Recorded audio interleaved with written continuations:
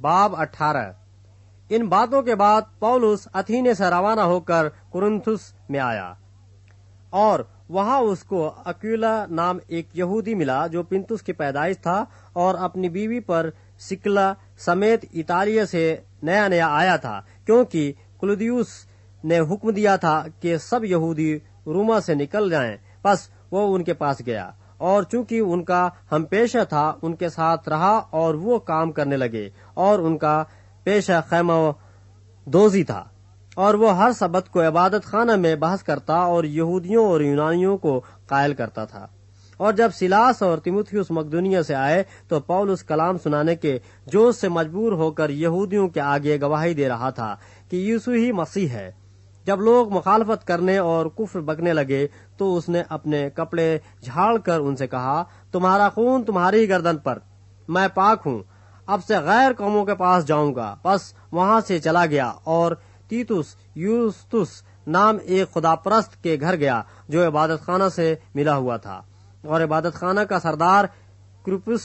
اپنے تمام گھرانے سمیت خدا بند پر ایمان لایا، اور بہت سے کرنتھی سن کر ایمان لائے اور بپتسمہ لیا۔ اور خدا بند نے رات کو رویہ میں پولس سے کہا، خوف نہ کر، بلکہ کہے جا اور چپ نہ رہ، اس لیے کہ میں تیرے ساتھ ہوں، اور کوئی شخص تجھ پر حملہ کر کے ضرر نہ پہنچا سکے گا، کیونکہ اس شہر میں میرے بہت سے لوگ ہیں۔ پس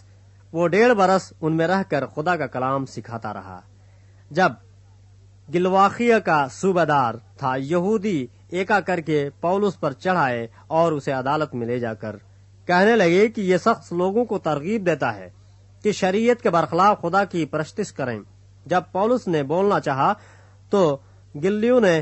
یہودیوں سے کہا کہ اے یہودیو، اگر کچھ ظلم یا بڑی شرارت کی بات ہوتی تو واجب تھا کہ میں صبر کر کے تمہاری سنتا، لیکن جب یہ ایسے سوال ہیں جو لفظوں اور ناموں اور خاص تمہاری شریعت سے علاقہ رکھتے ہیں تو تم ہی جانو، میں ایسی باتوں کا منصف بننا نہیں چاہتا۔ اور اس نے انہیں عدالت سے نکلوا دیا۔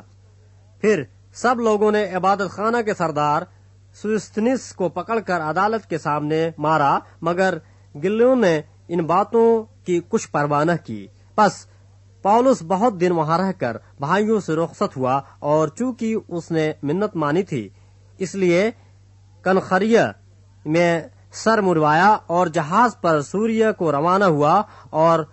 پرسکلا اور اکولا اس کے ساتھ تھے، اور افسس میں پہنچ کر اس نے انہیں وہاں چھوڑا، اور آپ عبادت خانہ میں جا کر یہودیوں سے بحث کرنے لگا۔ جب انہوں نے اس سے درخواست کی کہ اور کچھ عرصہ ہمارے ساتھ رہ تو اس نے منظور نہ کیا، بلکہ یہ کہہ کر ان سے رخصت ہوا کہ اگر خدا نے چاہا تو تمہارے پاس پھر آؤں گا، اور افسس سے جہاز پر روانہ ہوا۔ پھر قیصریہ میں اتر کر یروشلم کو گیا اور کلیسیا کو سلام کر کے انطاکیہ میں آیا، اور چند روز رہ کر وہاں سے روانہ ہوا، اور ترتیب وار گلتیہ کے علاقہ اور فروگیہ سے گزرتا ہوا سب شاگردوں کو مضبوط کرتا گیا۔